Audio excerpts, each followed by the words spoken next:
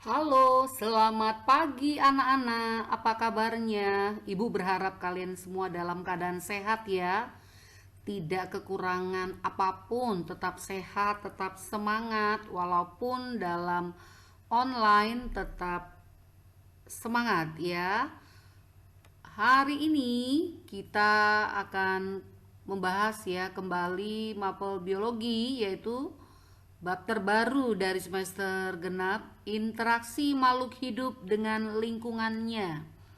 Interaksi, dengar kata interaksi tentu kalian sudah paham. Interaksi berarti ada hubungan. Jadi makhluk hidup itu ada hubungan dengan lingkungannya. Nah, adapun tujuan pembelajaran kita saat ini yaitu siswa dapat menjelaskan pengertian lingkungan, siswa juga dapat menjelaskan pengertian individu, populasi, komunitas, ekosistem, dan biosfer. Yang ketiga, siswa dapat menjelaskan dua komponen ekosistem. Yang keempat, siswa dapat menjelaskan rantai makanan. Yang kelima, siswa dapat menjelaskan jaring-jaring makanan. Dan siswa dapat menjelaskan piramida makanan. Ayo kita bahas ya, apa yang akan kita bahas dalam ini. Nah, yang pertama, semua makhluk hidup itu tidak lepas dari lingkungan, ya.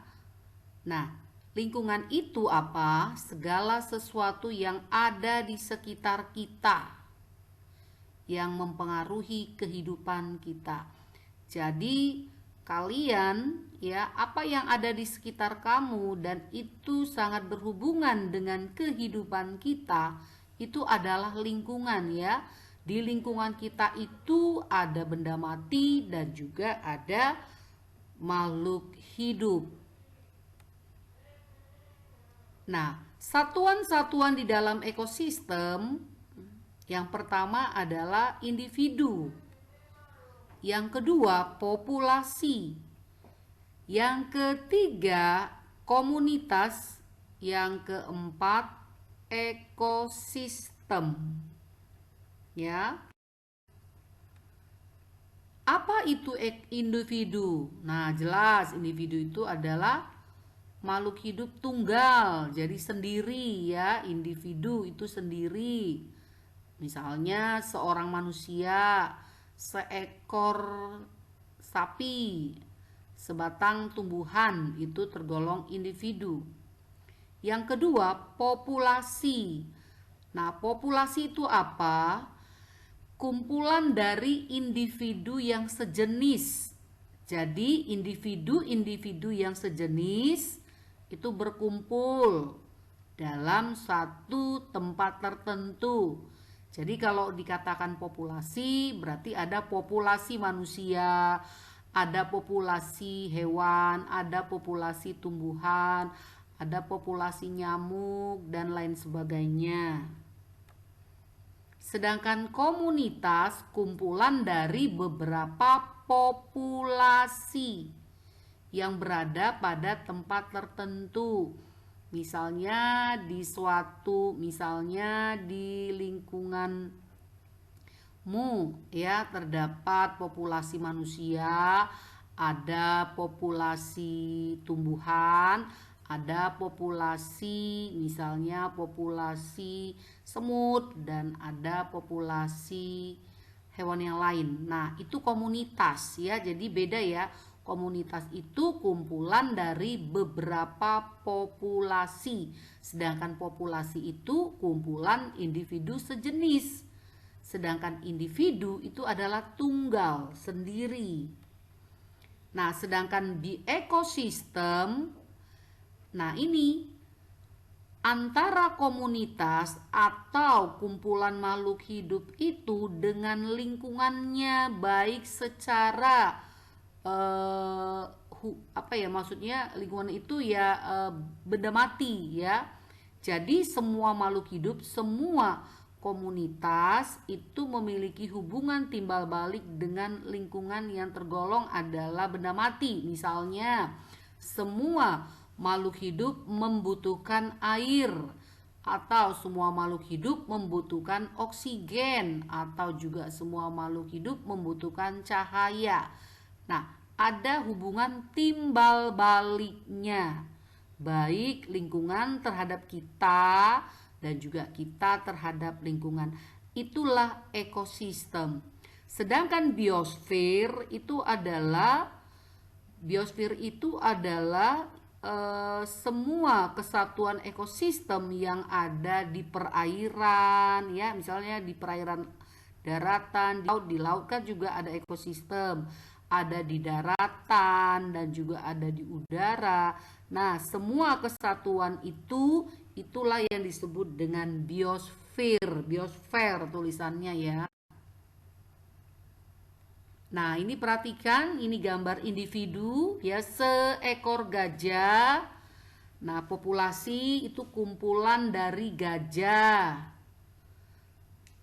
Komunitas, nah ini kumpulan dari beberapa populasi. Seperti di sini ya, kamu lihat ada hewan jerapah, ada hewan rusa. Nah, ya, bergabung ya, kumpulan populasi itulah komunitas.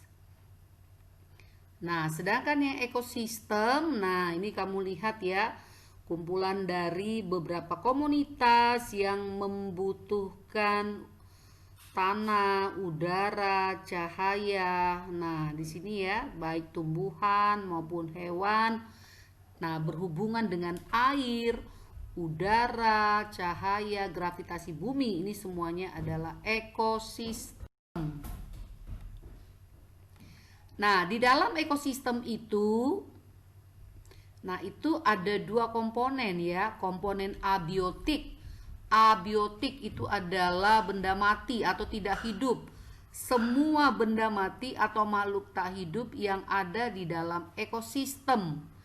Itu contohnya air, udara, tanah, suhu, cahaya, gravitasi bumi, tekanan udara, dan semua benda mati itu adalah abiotik. Sedangkan komponen biotik adalah komponen hidup, semua makhluk hidup yang ada di dalam ekosistem itu. Misalnya kita manusia itu komponen biotiknya itu juga sesama teman, orang tua, saudara, dan juga tumbuhan di sekitar kita, dan juga hewan-hewan yang ada di sekitar kita, dan juga serta mikroorganisme. Itu semua adalah tergolong biotik ya. Jadi di dalam ekosistem itu terdapat komponen makhluk hidup dan juga benda-benda mati atau tidak hidup. Nah, berdasarkan perannya, komponen biotik itu ada 3. Ada yang berperan sebagai produsen, dia penghasil. Jadi makhluk hidup yang dapat menghasilkan makanan sendiri, ini tergolong produsen. Siapakah yang tergolong produsen? Yang tergolong produsen itu adalah semua tumbuhan yang memiliki klorofil. Dia bisa menghasil makanan dan dengan cara berfotosintesis. Ya. Jadi produsen ini dapat menghasilkan makanan. Semua makhluk hidup itu bergantung kepada produsen, baik manusia, hewan, dan semuanya bergantung pada produsen. Sedangkan konsumen, nah ini konsumen ini pemakai, karena dia nggak pengguna gitu ya, dia nggak bisa buat makanan sendiri. Dia itu tubuhnya nggak bisa membuat makanan sendiri, maka dia bergantung kepada produsen. Jadi kita ini manusia, baik juga hewan, itu sangat bergantung kepada produsen. Tanpa ada produsen, kita mati. Ya, contoh kita makan apa? Kita makan sayur, kita makan ikan, kita makan daging, telur. Nah, tubuh kita nggak bisa buat sendiri makanan. Kita hanya bergantung kepada tumbuhan maupun hewan. Begitu juga dengan hewan. Hewan itu nggak bisa tubuhnya buat makanan sendiri. Dia bergantung kepada produsen. Contohnya hewan memakan Misalnya makan padi, dia juga makan jagung. Nah, jadi bergantung kepada produsen. Nah, bagaimana dengan pengurai? Pengurai di sini dia menguraikan bahan organik dari organisme yang telah mati. Nah, contohnya semua makhluk hidup, baik hewan dan tumbuhan, manusia itu nanti akan mati. Nah, pada saat kalau nggak ada pengurai, maka bangkai-bangkai itu banyak banget di ini kan, di tanah ya kan. Nah, jadi pengurai itu dia akan menguraikan ya, membusukkan, menguraikan bahan organik dari organisme yang mati tadi dan menyediakan unsur hara bagi tumbuhan. Nah, contoh di sini adalah bakteri dan jamur pengurai. Nah, ini ya yang berperan dalam menguraikan. Pengurai ini disebut juga dengan decomposer. Nah, antara komponen biotik antara yang satu dengan yang lain itu mengalami ketergantungan. Ya, contoh kita makan sayur, kita juga makan ikan atau telur, atau ayam juga makan padi, ya. Ini ketergantungan itu bisa dilihat melalui rantai makanan. Nah, dengan adanya rantai makanan ini, maka terjadi perpindahan materi atau energi melalui proses makan dan dimakan. Contohnya, ketika kamu makan nasi, maka energi yang ada di nasi berpindah ke tubuh kita. Seperti itu. Misalnya juga ayam makan jagung, energi yang ada di jagung berpindah ke tubuh ayam sehingga dia memperoleh energi. Jadi dalam rantai makanan ini terjadi perpindahan energi. Nah, ini contoh dari rantai makanan ya. Misalnya produsen ya. Nah, produsen di sini adalah tumbuhan dimakan hewan apa itu ya? Kelinci ya. Kemudian kelinci dimakan ular dan ular dimakan burung elang. Lalu burung elang mati, dia diuraikan oleh pengurai, kemudian dikembalikan ke tanah sebagai unsur hara bagi tumbuhan. Nah, dari rantai makanan ini kita lihat ada ketergantungan ya. Contoh, kelinci itu bergantung energi dari tumbuhan berpindah ke kelinci. Begitu juga kelinci kalau dimakan ular, maka energi yang ada di kelinci berpindah ke ular. Begitu juga dengan energi yang ada di ular berpindah ke burung elang.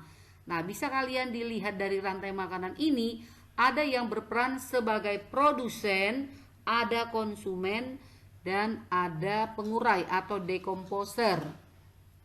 Nah, yang berperan sebagai konsumen di sini adalah kelinci, konsumen 1, konsumen 2 adalah ular, konsumen 3 adalah burung elang. Jadi konsumen 3 di sini sebagai konsumen puncak karena dia yang terakhir dan sehingga dia mati. Ya, dari rantai makanan ini bisa dilihat bahwa terjadi ketergantungan di dalam makan dan makan sehingga berpindah energinya.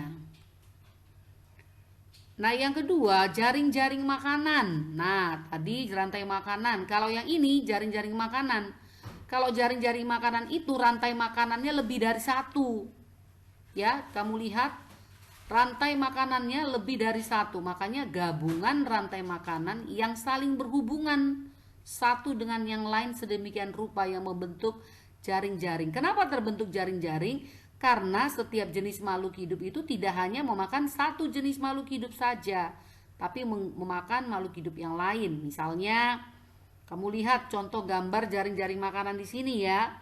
Dalam jaring-jaring makanan ini ada 11 rantai ya. Satu jaring-jaring makanan ini rantainya ada 11. Contoh ya. Tumbuhan itu dimakan kambing, kambing dimakan serigala, serigala dimakan singa. Nah, kalau singa mati dia diuraikan pengurai. Itu satu rantai. Rantai yang kedua yang mana?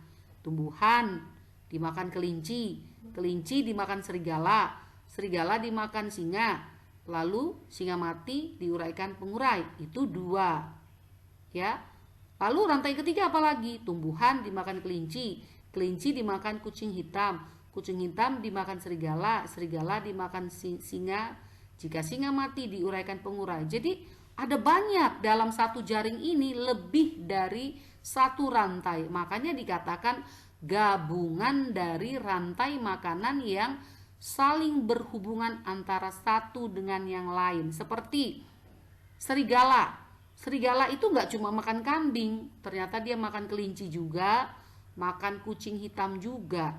Singa juga, ternyata dia nggak cuma makan serigala, dia makan elang, dia juga makan kucing hitam. Ya, jadi itulah jaring-jaring makanan.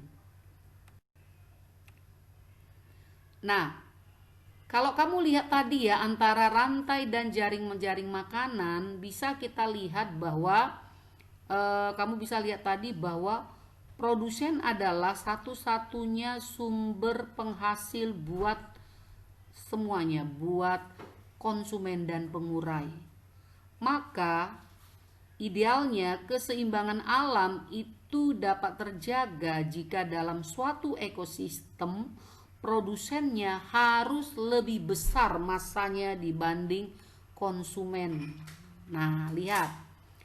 Jadi di sini kalau kamu lihat, masa produsen dia paling bawah, paling besar dibanding konsumen 1, dibanding konsumen 2, dibanding konsumen 3. Jadi idealnya keseimbangan alam itu bisa keseimbangan ekosistem itu dapat terjaga dengan baik jika jika dia membentuk suatu piramida. Jadi piramida itu gambaran ini ya secara umum ya dari komponen biotik dalam sebuah ekosistem.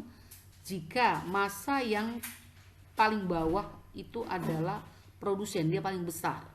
Semakin ke atas semakin kecil ya. Jadi bisa bayangkan kalau misalnya produsen di atas, nggak mungkin. Karena kalau produsen kecil, nggak mungkin konsumen bisa hidup. Karena produsen yang memberikan energi atau makanan buat semua konsumen. Ya, jadi idealnya alam mengalami keseimbangan jika dari bentuk piramidanya ini idealnya seperti ini. Produsen menempati massa terbesar dan massa yang terkecil adalah konsumen tertinggi, terpuncak. Oke anak-anak, kita sudah selesai membahas tentang interaksi ya, interaksi makhluk hidup terhadap lingkungannya. Terima kasih sudah bergabung dalam Mapel Biologi. Ibu berharap kalian tetap sehat, tetap semangat, walaupun dalam masa online tidak mengurangi semangatnya ya. Tolong tidak bermalas-malasan. Oke, Tuhan memberkati kalian. Shalom.